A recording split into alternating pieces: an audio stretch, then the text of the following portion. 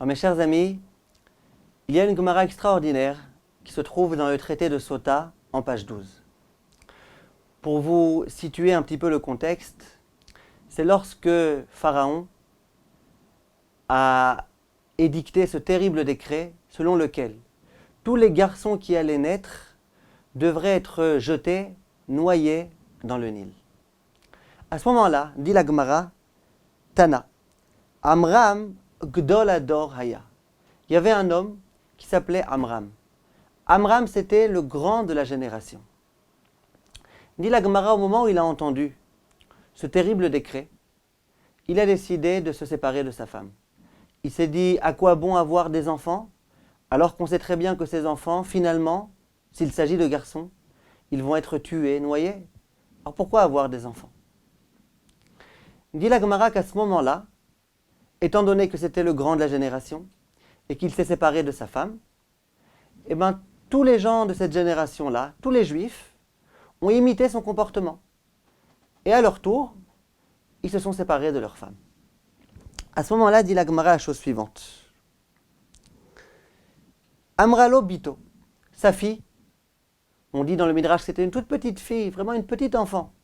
Elle est venue voir son père Amram, qui était le grand de la génération, et lui a dit, Abba, papa, Kasha Gzeratra Yoter Michel Paro, le décret que toi, tu viens d'édicter, il est encore pire que celui de Pharaon. Pourquoi? Chez Paro lo Gazar el al-Azcharim, ve'ata Gazarta al-Azcharim ve'ala nekevot. Pharaon, le décret qu'il a édicté, il ne concerne que les garçons. Les garçons vont être jetés dans le Nil. Toi, tu décides d'anéantir aussi bien les garçons qui pourraient naître que les filles qui pourraient naître. Parolo gazar ela baolamazé, vata baolamazé, vela olamaba. Le décret de Pharaon, il ne concerne que ce monde-ci. Les enfants naissent et on les tue. Par contre, toi, en supprimant la possibilité d'avoir des enfants, tu prives ces âmes-là d'olamaba. Un enfant qui est né et qui a été noyé par Pharaon, il aura le droit au monde futur. Par contre, toi, tu décides de ne pas avoir d'enfant, donc tu empêches à ces âmes-là la possibilité d'accéder au Olam Haba. Tu vois bien, papa, ton décret est encore plus difficile, plus sévère que celui de Pharaon. Elle continue et elle dit, et le décret de Pharaon, comme c'est un homme qui est impie, ça fait que mitkayemet xerato, ça fait qu'enamit kayemet.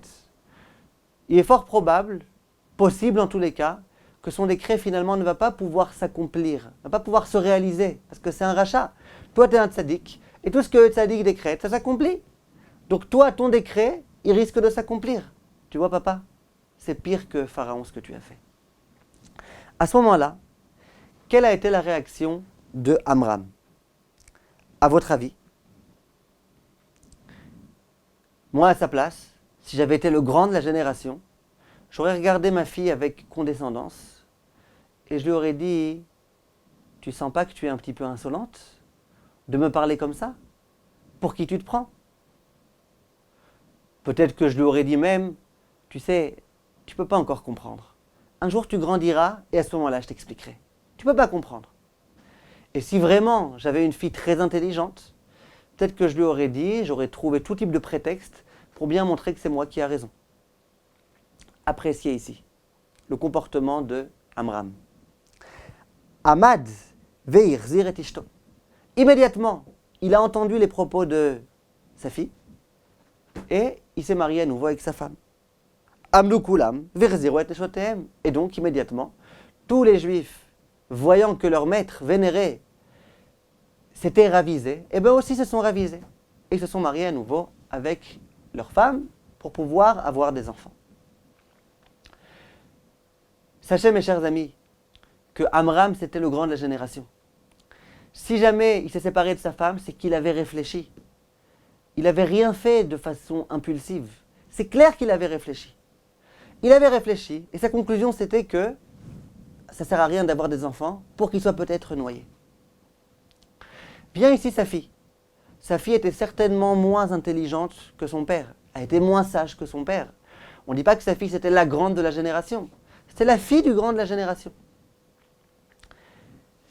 Eh bien, il a été capable d'être en disposition d'écoute, d'ouvrir grand ses oreilles et d'accepter la vérité de celui qui l'a dit.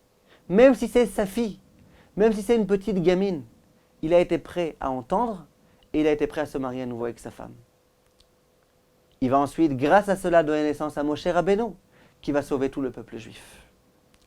Toute la rédemption du peuple juif a été possible grâce à cette démarche-là de Amram, qui était la démarche de la modestie, qui était la démarche de celui qui veut accéder à la vérité, qui est prêt à se rabaisser devant son propre enfant pour pouvoir accéder à la vérité.